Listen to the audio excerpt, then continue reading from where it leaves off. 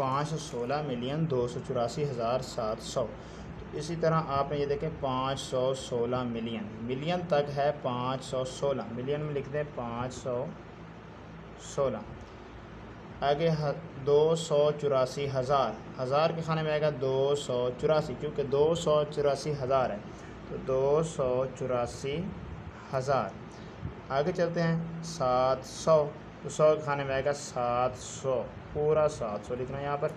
ये सारी रकम उठा के इधर लिख दें तो ये इसका आंसर हो जाएगा 516, कॉमा लगाना है, हज़ार से पहले कॉमा लगाएं, 284,516,284,700।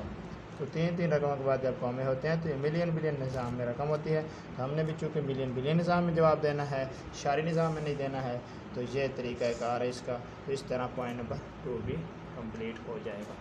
तो इस तरह से डियर स्टूडेंट्स आप इजी सा सॉल्यूशन कर सकते हैं। एक्सरसाइज नंबर 1.1 आप कर सकते हैं। वॉच करने का शुक्रिया। अस्सलाम वालेकुम।